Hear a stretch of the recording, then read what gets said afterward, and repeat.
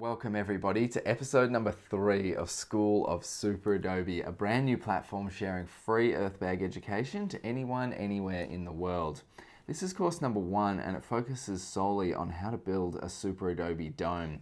And if you haven't watched episode 1 and 2 yet, head to schoolofsuperadobe.com and head to our education tab and give them both a thorough watch because they're designed to be watched in order and I really want everybody to understand absolutely everything that I'm talking about. Now, this episode is a ridiculously exciting one. We're going to be focusing entirely on soils, how to accurately identify your soil, what type to use, what not to use, how to amend your soil if needed, and then how to convert percentages into parts so that you can use them on site. Soil identification is such an important aspect to so many different types of natural building technologies and techniques, so it's very important to understand it early on in your journey.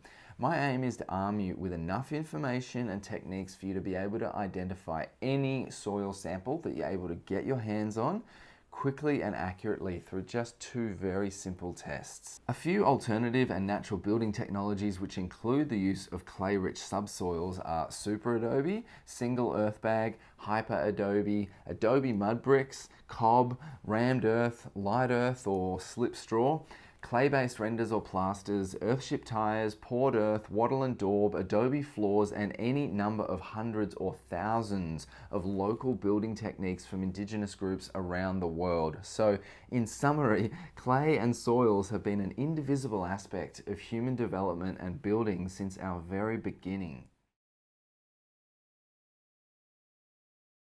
First, let's take a big step back and look at what constitutes soil or earth or dirt, whatever you want to call it.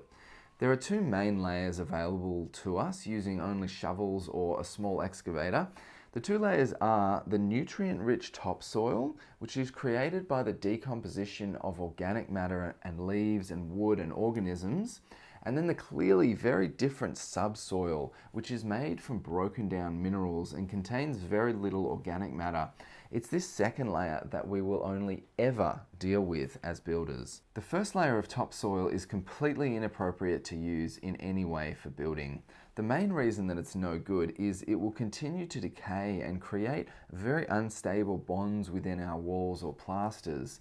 It's identified by its color and often its smell. It's black or dark brown and it will be easy to compress by hand and also contain things like roots and bugs.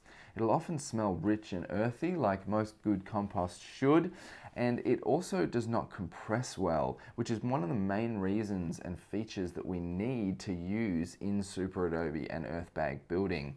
It'll remain soft and airy and it won't want to become a solid dense ball when compressed by hand or a tamp. It'll come apart again easily and it won't bond to itself or other particles. Not all areas of the world will have topsoil and some areas of the world have up to 1 meter or more. It completely depends on your location and how much vegetation is around. As a general rule, deserts and dry areas have very little topsoil and subtropical and tropical areas have the most. This is because there is such a large amount of vegetation growing in areas with high rainfall, normally as a general rule. Therefore, they're going to drop more leaves and branches to begin decomposing into topsoil.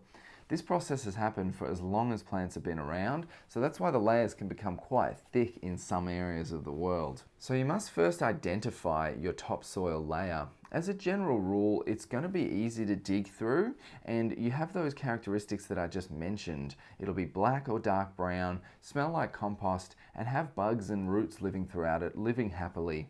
You must continue digging until you reach a noticeably different layer, and this layer will be the beginnings of your subsoil layer. This layer will be made up of broken down minerals, most likely in the form of rocks, sand and clay. I won't go into some very unique subsoil areas like volcanic rock or coal deposits as it's too specific for this lesson, so I'll keep it nice and general. Also, it won't necessarily be a clean transition from topsoil to subsoil. It may be a slow change where the 2 are going to mix together for a time and slowly change. Or you may have no topsoil at all, and your subsoil could be exposed to the elements, which is quite common throughout the world, often in arid and desert environments. These are the three building blocks of so many areas of natural building, including Earthbag and SuperAdobe. That's rock, sand, and clay. So let's break them down. Rock and sand, they actually share the same mineral origins as each other. They're just different sized particles of the same thing, broken down by natural means like wind and water erosion or the shifting and grinding of the layers of rock within the earth. A few examples of mineral origins of rocks and sand are calcium carbonate, which makes limestone. Feldspar and quartz create granite and granitic sands, and bluestone is actually a common term for over 50 different types of rock. This is only 3 examples of mineral origins of thousands of different types of rocks and sands from all over the world. So you can see that it's quite a large and interesting field of knowledge. But basically, all rock and sand come from larger deposits of certain geological minerals and compounds. But don't worry, whatever the mineral origin of your rock or sand, it will most likely be appropriate for Earthbag building, as long as you get the ratios right within your mix. The 2 main aspects we will be utilizing and focusing on for rock and sand in our work is the fact that they can withstand high compression and that they do not absorb water. They are the key differences compared to clay that we'll be focusing on. Chalk is one of the only rocks which would probably be inappropriate to use, as its compressive strength is not high enough, but everything else is good to go in the bag. Clay, on the other hand, is a completely different beast. Clay has a silica-based mineral origin, which some rocks and sands also share, but clay has a structure which is able to absorb and hold a particle of water within it. Clay has a unique structure, seen here, which is like millions of little scales or platelets, which allow the water to be held between the particles and aids the surface tension suction phenomenon, mainly responsible for its stickiness. We typically call this absorbent, or has the ability to become hydrated. This phenomenon also brings about clay's ability to attract other particles towards it on both an electrostatic molecular level and also a vacuum-based suction to make it stick to things. This sticky ability is the #1 role of clay across all natural building applications, bar none, and it's definitely within our Earthbags as well. So in summary, rock and sand are for compressive strength, and clay is there to glue the rock and sand together.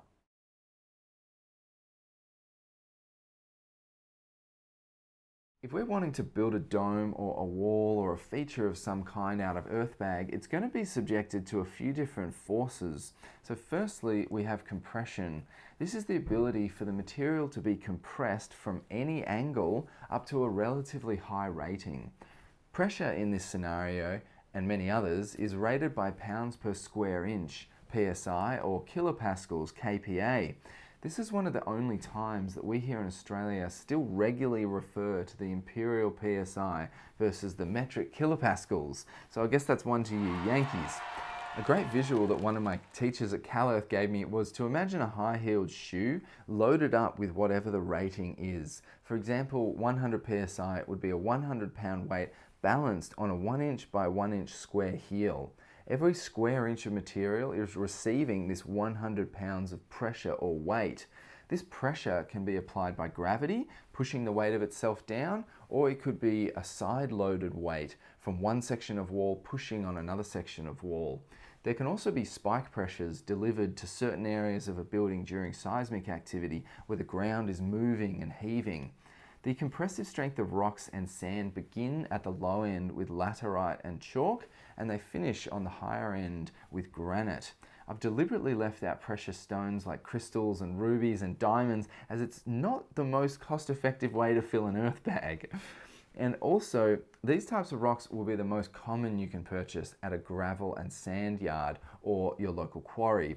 It pays to become really good friends with your local dirt merchants or quarry staff, because talking about the specifics of the materials you are purchasing really helps to further your own understanding and also will help you make the most informed decisions.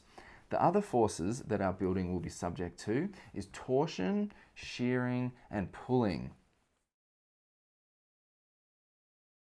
Compressed earth forms like that inside of an earth bag have one fatal blind spot in their abilities to resist certain forces, and that is being in tension and torsion.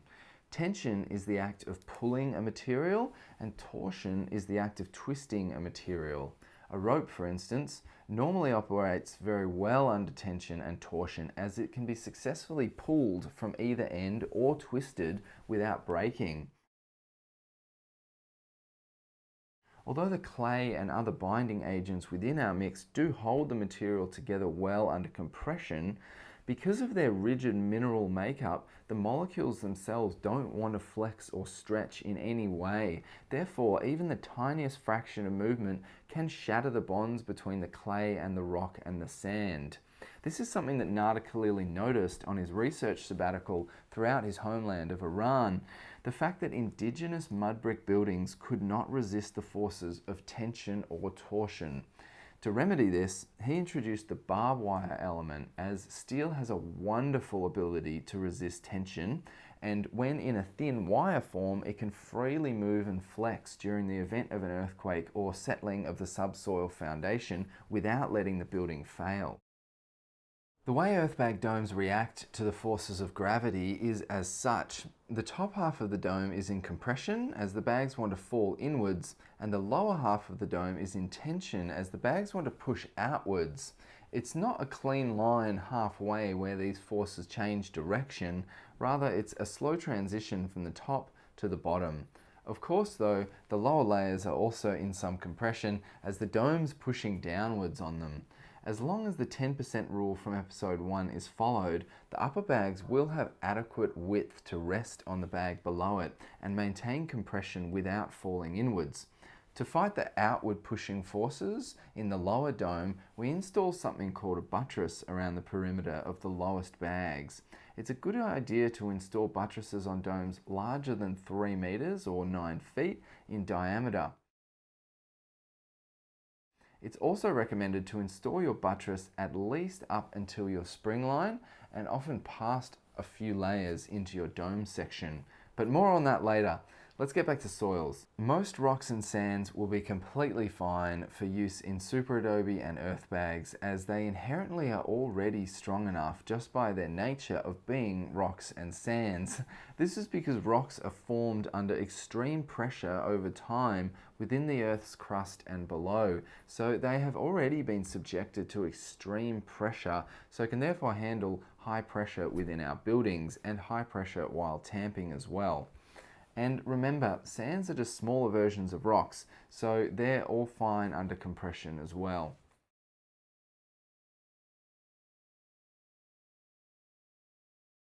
So our goal today and on site is to be creating an earth-based mixture which will do two things: hold together once compressed and dry, and be successfully subjected to compression without failing.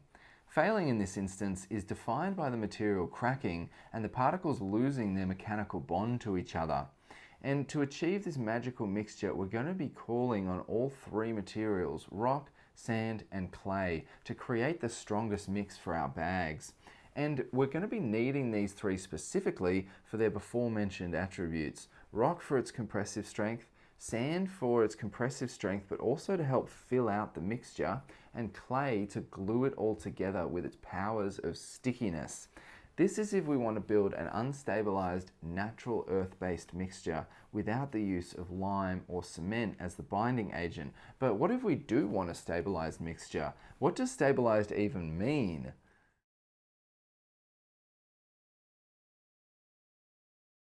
I will now introduce two man-made materials, lime and cement. Cement is relatively demonized within natural building circles due to its heavy carbon footprint and often overuse in built-up and often soulless environments like cities. But I feel if it's used sparingly and only where appropriate, cement is incredibly useful, especially in earthbag applications. Both cement and lime create a chemical reaction once wet and will make an irreversible bond to the particles surrounding it, and they play a similar role as clay does in an unstabilized mixture. They glue everything together.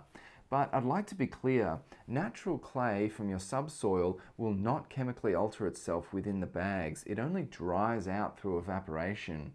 You must first fire clay in a kiln to chemically alter its structure, whereas cement and lime will chemically alter themselves within the bags as soon as water is added to the mix.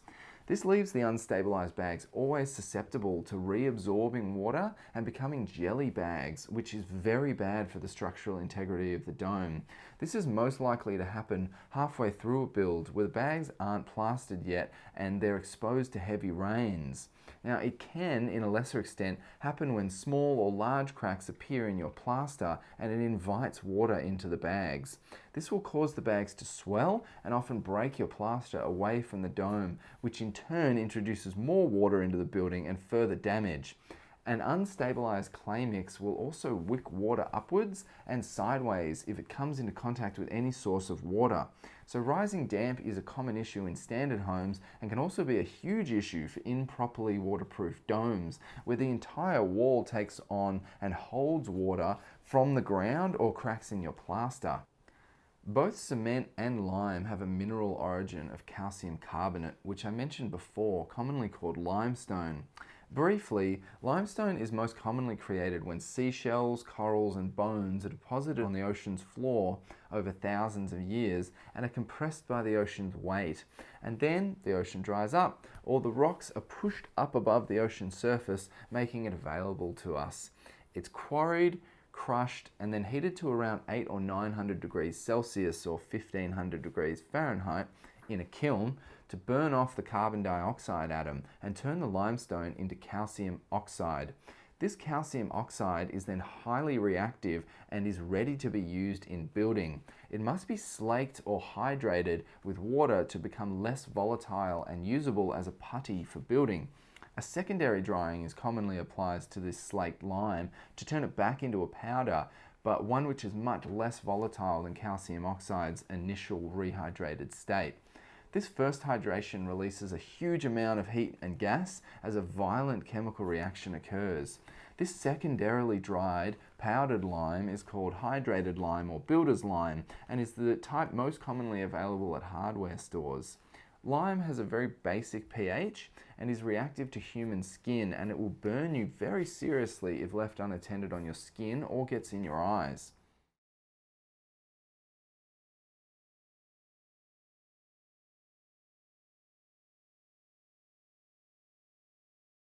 Cement is made up of around 70% lime, but it's heated to a higher temperature, closer to 1200 degrees Celsius or 2200 degrees Fahrenheit, which adds heavily to its carbon footprint.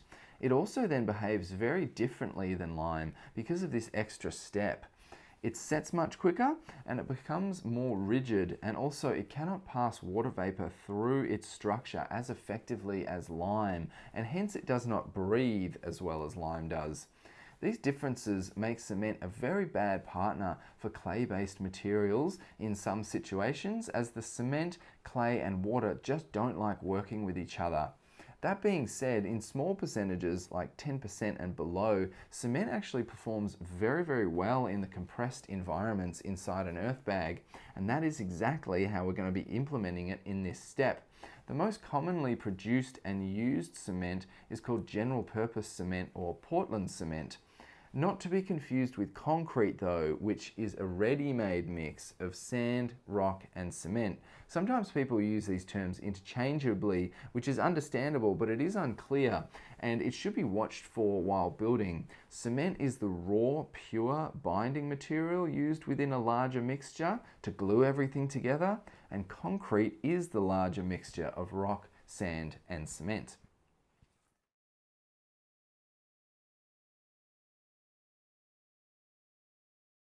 So, we've dug down to our subsoil level, past our topsoil in either one or many different areas on our build site.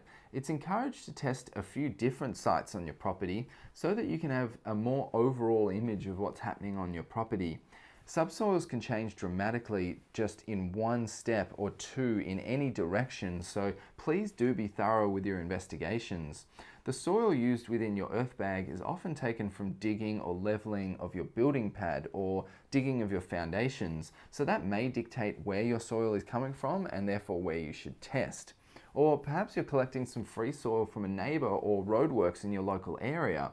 You can also contact builders and ask for free fill or soil and potentially help them out, as they need to pay to have it dumped most commonly. Whatever you're using though, just make sure it doesn't contain topsoil or plant matter. Our first test is using only our God-given senses, everything except taste. So you take a small handful of your subsoil sample. I'm going to be comparing 4 different samples throughout these investigations. Firstly, try to crush it between your fingers and break it down to its smallest particle size. How small can you get it? This works best with a very dry sample. Feel free to spread it in the sun for a day if needed. The grain sizes for the 3 different materials follow something along these lines. Now, it's going to get crazy with the metric and imperial conversions here, but just bear with me. So, rock and gravel span from 5 millimeters up to around 25 millimeters, so 1/5 of an inch up to 1 inch. Sand is from 0.25 of a millimeter up to 4 millimeters, so 10/1000ths of an inch to 3/16ths of an inch. And clay is a very fine powder, like baking flour. Clay's particle size is around 0.002 millimeters and under, which in imperial is 0.07 thousandths of an inch. Obviously, we won't be measuring these clay particles as they're too small. It's more of an intuitive feeling between your fingers and a visual cue of seeing a dust-like flour. The largest rock sizes you can have in your mix is actually pretty large. In small amounts, you could have a rock up to as big as a golf ball or even a little bit bigger. But the one thing to watch out for is that there aren't many rocks of that size in your mix, as they're too large to successfully stick together and also make it difficult to scoop and fill the bags. There is also another factor called silt, which I haven't mentioned yet, which is ultimately a very fine sand. That exists in the 0.002 millimeter or 0.07 thousandths of an inch up to 0.25 of a millimeter or 9.5 thousandths of an inch zone. It's the hardest particle to get a firm idea of throughout these tests, but it ultimately feels greasy to the touch, and if it's present in large amounts in your mix, it will make a powdery, dusty, dried end product. It's terrible for building with inside our bags, as it doesn't bind to the clay well due to it being round in particle shape, often after being rolled by the wind or water over a large period of time. A small amount of silt is basically present in most subsoil samples and is fine in small amounts. It's only detrimental if it's in really large amounts and infiltrates the majority of your sand content. So, using your fingers and eyes, have a play with your dry sample between your hands and see if you can visually and tactilely distinguish between any of the particles just mentioned: rock, sand, and clay. You can also listen to your sample when rubbed between your fingers and listen for a scratchy sound. The more scratchy it sounds, the more sand it will have. Clay is a smooth, powdery sound, on the other hand, like if you were to rub flour between your fingers, and it makes almost no sound. So what does your sample sound, feel, and look like while dry? Let's have a play with all my 4 samples. Alright, so now a lot of the real work begins, and this stuff can be done on site wherever you are. So basically wherever you are, you can just bend down and pick up a small sample and start playing with it in your hands. That's really what I want you to gather from this, that you can be doing this absolutely anywhere. So here we have 4 samples, 1, 2, 3, and 4, and they correspond to jars 1, 2, 3, and 4. But we're going to start off playing with our hands because that's the most important thing that you can do absolutely anywhere. You don't have to have a jar, you can just pick it up and begin straight away. So that's what we're going to do. And when I need to, I'm going to be looking first with my hands, making sure that I can really begin to understand the sample as well as I can just with my hands. And then we're going to correspond to the jar test and have a little bit of a backwards and forwards and an understanding of how it all works. So sample number 1, it's really important that it's quite dry and that there's not a lot of moisture in it. So first thing I look at is, can I see individual particles? And I can see most of these individual particles. So there's not much, if I spread it out like this, there's not much flour like baker's flour. It's not much baker's flour size particles. I can really see all of the individual ones, especially on my fingers. I can see all of these particles. So I already know just by looking that this is most likely going to be a very sandy mix, because the particles aren't big enough to be rocks yet. They're not big enough to be in the rocks, which is 3 to 4 millimeters and above, and they're very well separated. This is a dry sample, so as a dry sample, they're very well separated. So I can see all of those, so I'm already going to begin to assume that this is going to be a very sandy sample. Also going to see if I can just come off camera and get this sound.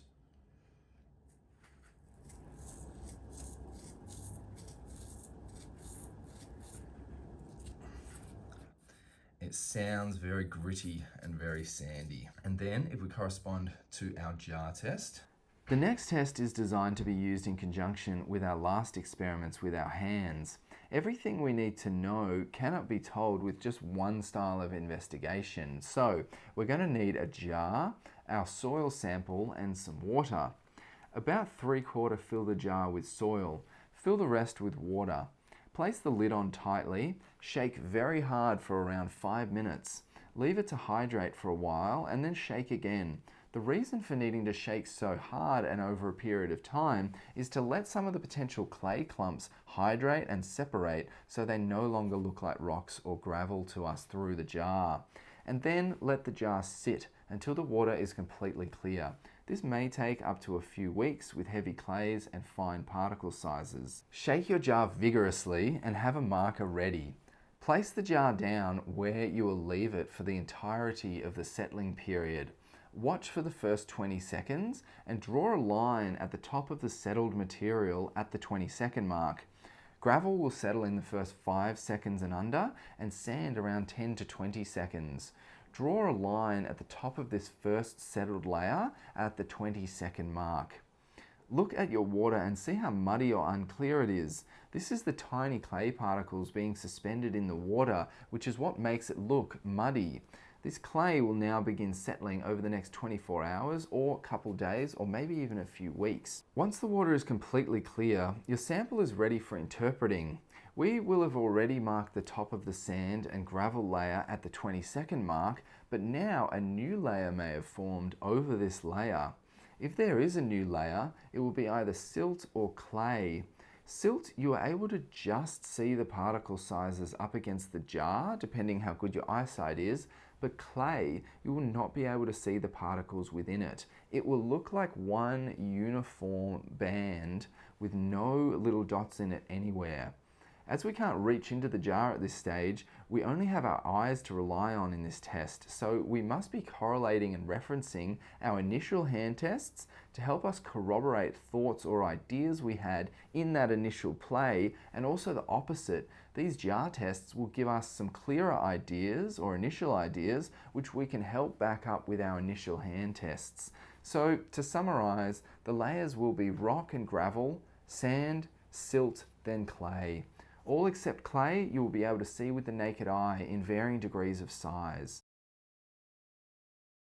So here, from the bottom of the jar, sample number 1, all the way to the top, I can see all the individual particles. See how it's speckled? I can see all the individual particles in there. So that's definitely telling me, because I can see it with my eye, I can see the individual particles, that's telling me this is 100% sand from the bottom of the jar to the top of the sample line. We have clear water here, so there's nothing left in the water. It's all particles which I can see. So that's telling me it's 100% sand. So I'm going to say that this is very sandy. But this is as a dry sample. So now I'm going to add a little bit of water. Got my trusty spoon. From this, we'll add a small amount of water or spit if you're game, and this will change the sample dramatically. This is where we begin to capitalize on the hydrating aspect of clay mentioned before. Clay has the ability on a molecular level to attract and hold a particle of water within its structure, and hence it will take on the water and present in a very different way from dry clay. It will begin to stick together and also stick to all the other sand and gravel particles and bind them all together if there is enough present. You'll also begin to be able to paint with the sample and run your fingers up your hand and leave a trail of mixture like a paintbrush. You'll also be able to roll a sausage or make a small shape with the mixture with varying degrees of success. The better the sausage holds together and can be bent, the higher the clay content. The more sandy and rough the sausage and prone to breaking, the higher the sand content. But remember, all of this often exists within a spectrum, so you will have lighter and darker painting abilities, louder and softer scratching sounds, more or less powdery flour-like clay, depending on how present each of the particles are within your mix. That being said, it also might be common in your area to have 100% clay or almost 100% sand. That's definitely not out of the question. So it's really important that you start playing with as much soil as you can and really zoning in on it. In summary though, rock particles can be seen with the eye, sand particles can be seen with the eye, but clay is powdery and its particles are unable to be seen with the naked eye. Rock and sand heavy samples will not paint well once wet or hold together well. Sand will sound scratchy and clay will be silky smooth. When you're in the field, you can just spit on it. That's exactly what I do. There we go, I'm just gonna lose a bit of that. So now what's happening to it? I'll dry it out a little bit. I'm gonna try and make something with it. Try and make a little sausage. And I'm gonna try and pick that sausage up. Does not want to hold together, just wants to come apart straight away. So there's nothing that it's holding together with. And then if I try and paint, up my hand, it's leaving no trail except for individual particles. So it's leaving no paint trail. So no paint trail, and it doesn't want to stick together because clay is our glue. That too is pointing towards this being basically 100% sand, which I know that it is because I've deliberately chosen it to be 100% sand. So with the hand test and the jar test, all signs point to this being sand, which I'm very happy to say this is 100% sand. Okay, sample number 2. Sample number 2 is over here, and as I mentioned before, these could very easily look like large rocks. Very easily this could be a piece of gravel, but as I mentioned, you need to really crush it all up for you to know what's going on. Just gonna clean my hands a little bit better from our last sample. So as I said, you need to crush up your sample as much as possible. You can do this in a mortar and pestle, or you can just do it with something heavy, a brick on another brick, or whatever you can really get your hands on, and you gotta crush it all up. So I know that I can actually break these apart. You break them apart, even though it starts as quite a large rock.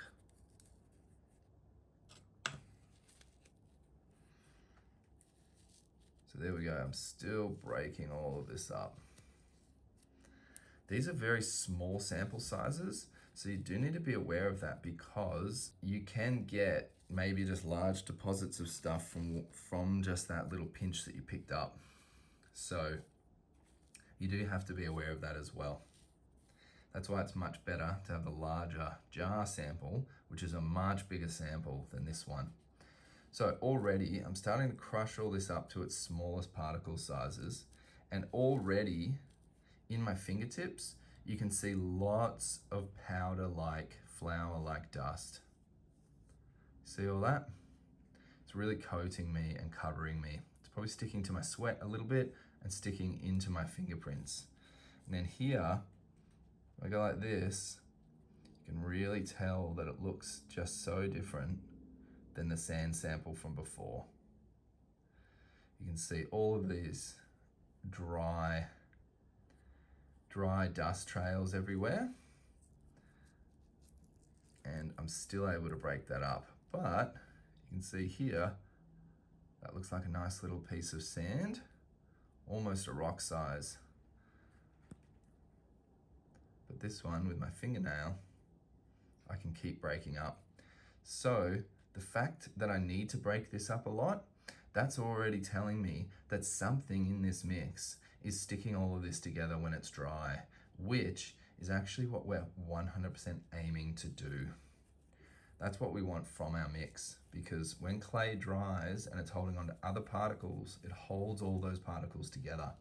So that's what we actually want. So already in this sample, we know that we are getting something in there that's gluing everything together. And the magic glue in this whole ratio and this whole recipe and this whole natural building world is clay. So that's pretty good for a dry sample.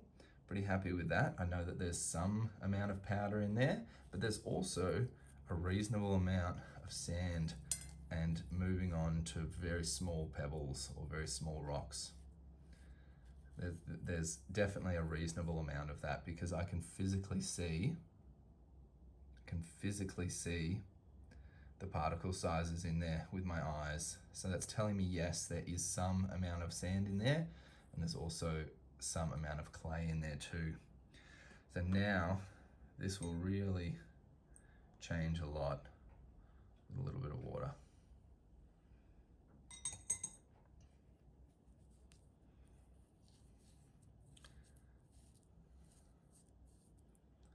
So already it immediately gets very sticky. Doesn't look terribly appetizing, but it's very telling. Same as before. I'm gonna try and make something with it, like a little sausage. And I'm gonna try and pick it up.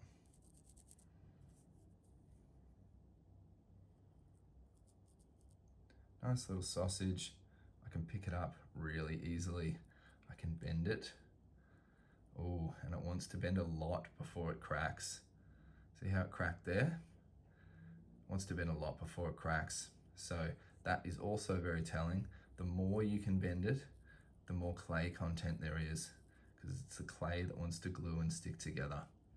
So again, even when it's wet, I can still see particle sizes in there, especially when I break it open.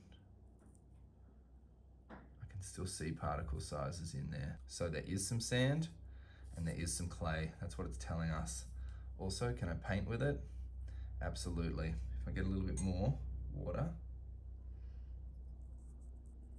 really turn it into some paint. Look at that. Look at that. And paint all the way up my hand with it.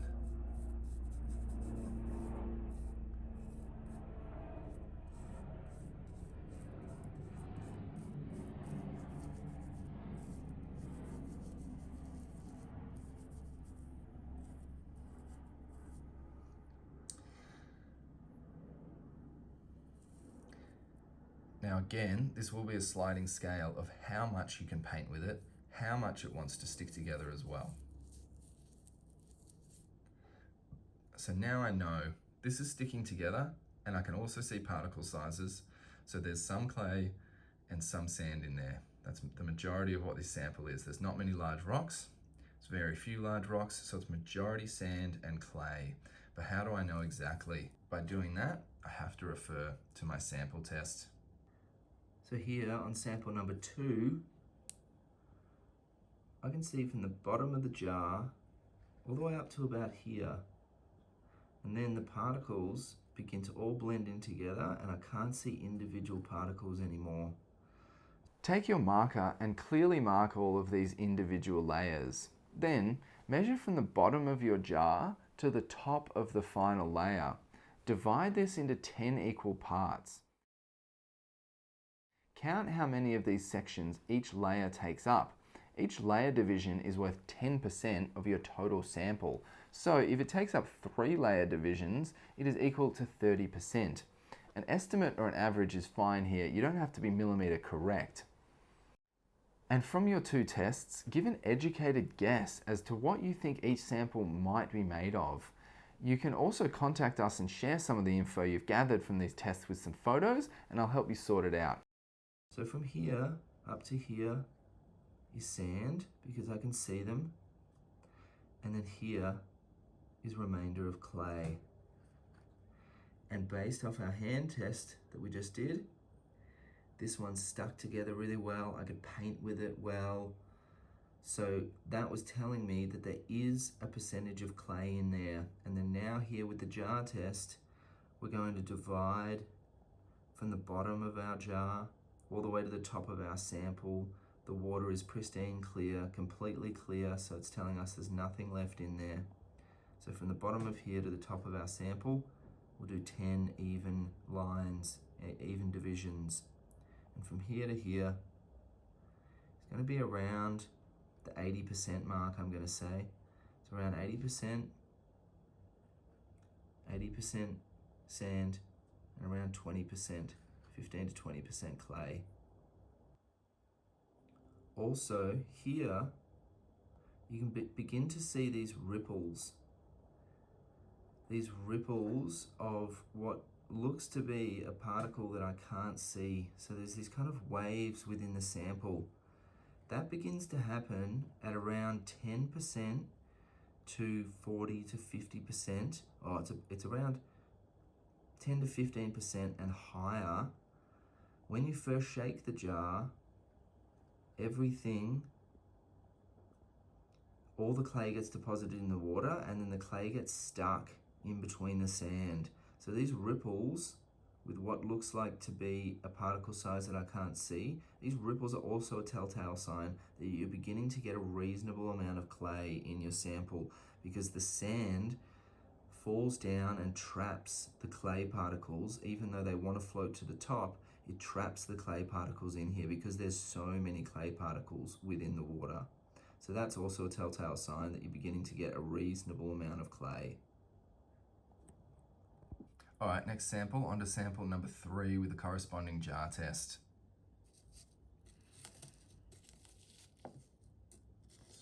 Already, as I'm just trying to pick this up off the plate, it doesn't want to come.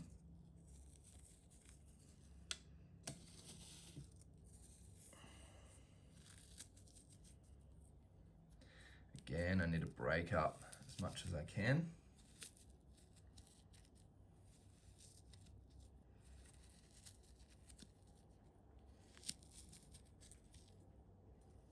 Really get my fingernails in there.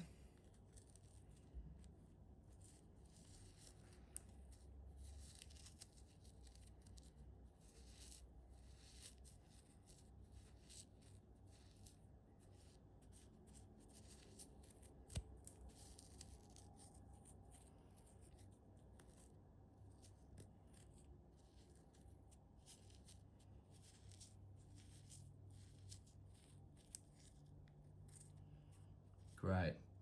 All right, so immediately I can still see a lot of the particles, and the dust is much less dust than before, much less floury dust, but I can still see some dust being left on my fingerprints. See that? So I can see that dust, and that's always going to be a sign that floury dust, like baker's flour, is going to be a sign of some clay. But looking back on our last sample, sample number 2, I feel that this one has much less of that floury particle size in it, and has actually a lot more sand, because I can see a lot of those particles.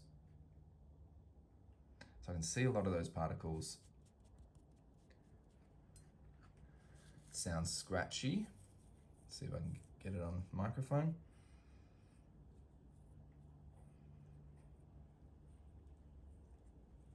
It sounds scratchy. And I can see a lot of the particles. Now looking at the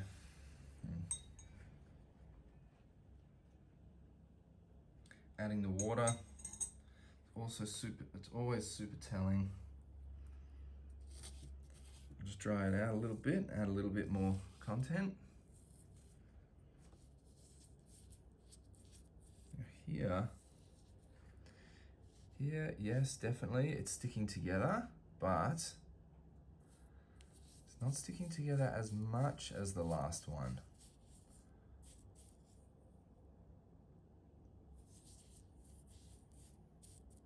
So it's sticking together less than the last one.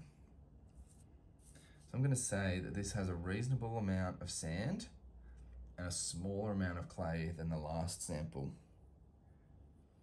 That would be my guess.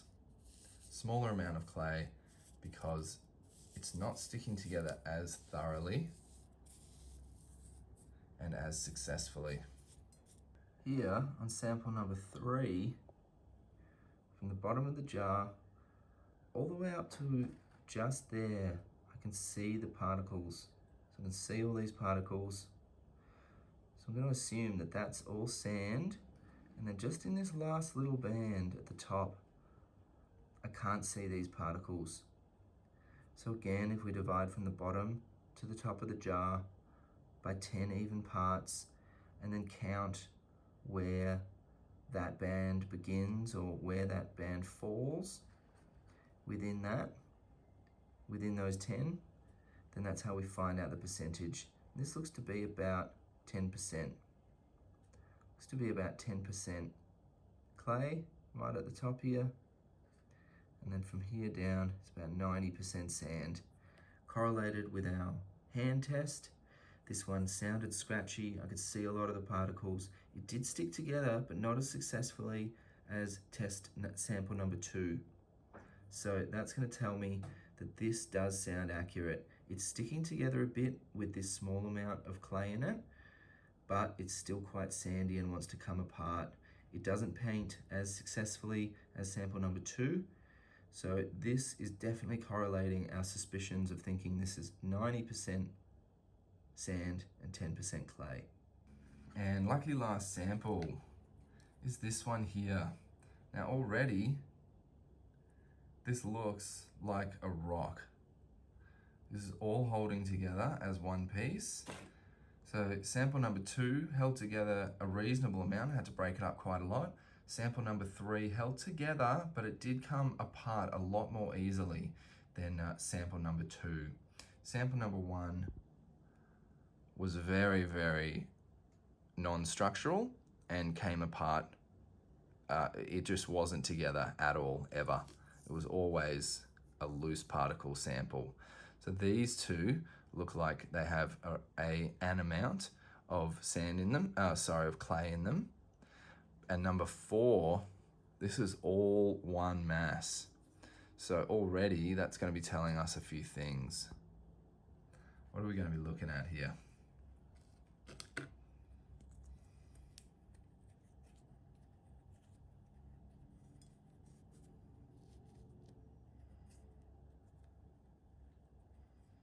So already, look at that incredible amount of powder. That floury, powdery, it's silky smooth. This is silky smooth.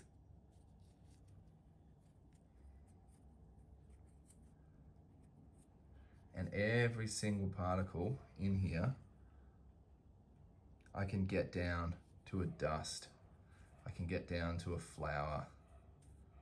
Every single particle. The only ones that may still be there are just other particles that are still stuck together. Look at that. Look how white that is. Incredible amount of powder.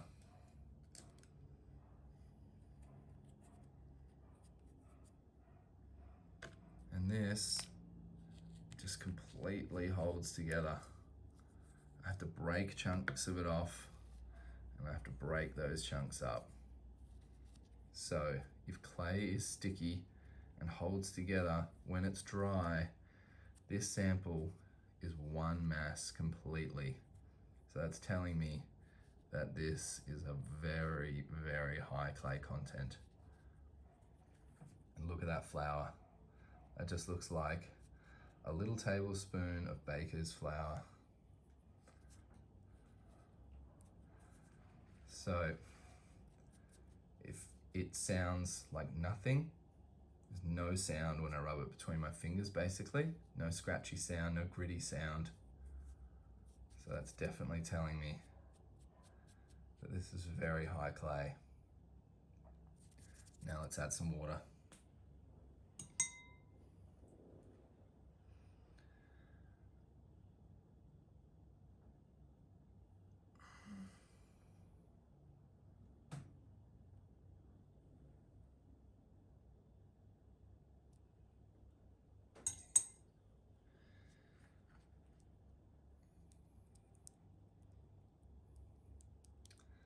Look at that.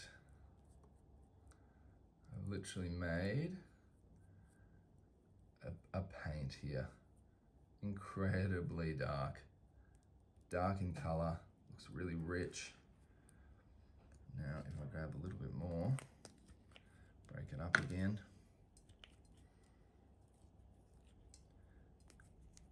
Betcha I'm gonna be able to make a little sausage out of it all.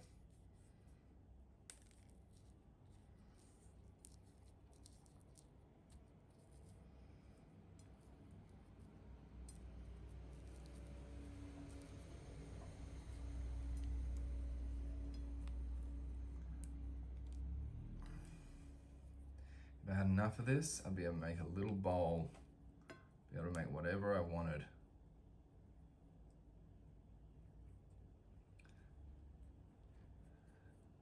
The sausage test here is actually really dependent on hydration content, so how much water I've put into there. But I can make anything out of this. It can be really fine. I can make some really fine work with it. It's holding together perfectly.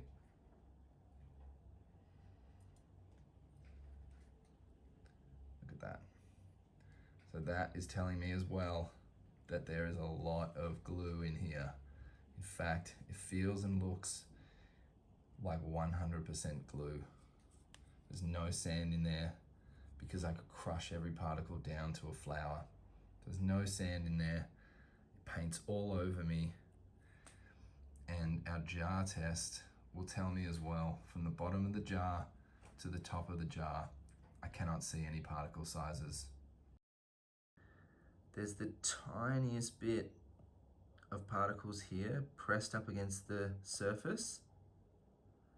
And then here we have actually complete cavernous holes that are filled with clear water, and some over here.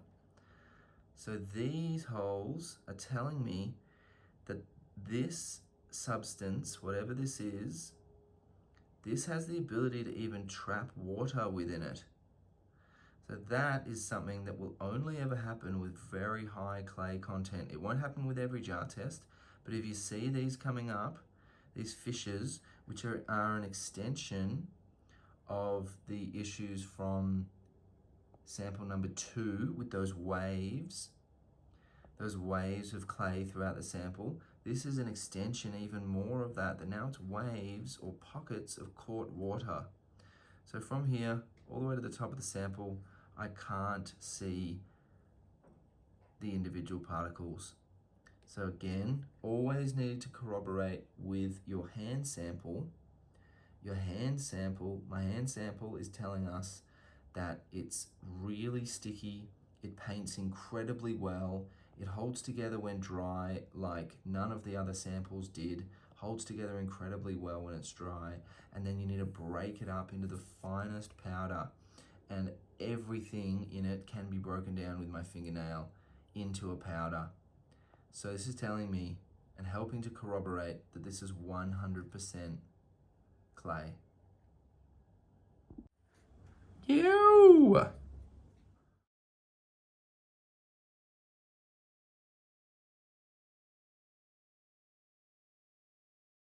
Now, I'll call it there for this episode. That was a lot to take in. It was lots of numbers, and I hope I didn't lose you in the maths.